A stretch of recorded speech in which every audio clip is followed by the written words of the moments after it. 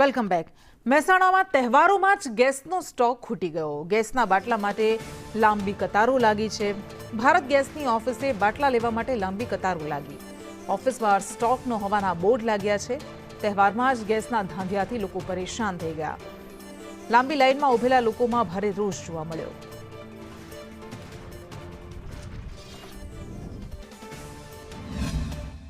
ગુજરાતમાં તહેવારો શરૂ થઈ ગયા છે ને તેને લઈને વહેલી સવારથી લોકો જે છે તે ગેસના બાટલા લેવા માટે લાઈનમાં છે।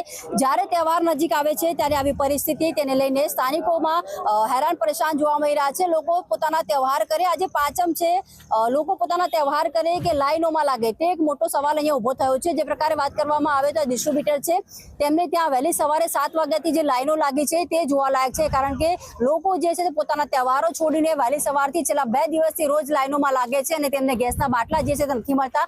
તેને લઈને લોકોમાં ક્યાંક ને ક્યાંક રોષ પણ જોવા મળી રહ્યો છે। સ્થાનિકો સાથે વાત કરીશું। કાકા, શું કહેશો, કેટલા દિવસથી તમે લાઈનમાં લાગો છો? 2 દિવસથી હું પોતે 2 દિવસથી આવું છું। ગુજરાતથી આવું છું। મારો નોકરી છે, નોકરી પણ બગાડું છું, તેની રજા પણ પાડું છું અને બહારથી હોટલમાંથી જમવાનું પણ ઘરે પૂરું પાડું છું। ખરાબ। કેટલા વાગ્યાના ઉભા છો? સવારના 7 વાગ્યાના।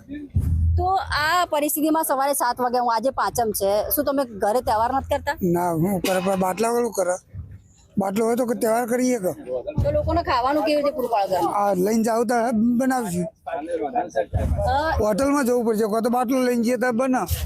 ચોક્કસ જે પ્રકારે વાત કરવી તો આવતીકાલે રાધન છઠ છે। મહિલાઓ જે છે તે પોતાના રસોઈમાં આ ગેસના બાટલાની રાહ જોઈને બેઠે છે તે આવે તો રસોઈ બને, કારણ કે રાધન છઠ આવી રહી છે। સાતમના દિવસે લોકો રજા પાડતા હોય છે ને છઠના દિવસે જે કહી શકાય જમવાનું બનાવતા હોય છે। જ્યારે મહિલાઓ જે છે તે પણ અહીંયા વહેલી સવારથી લાઈનમાં લાગી છે। 3 દિવસથી બાટલો નથી મળ્યો, અત્યારે પણ બાટલો મળશે કે કેમ તે પણ એક મોટો સવાલ ઉભો થયો છે। પાયલ યાદવ, સંદેશ ન્યૂઝ, મહેસાણા।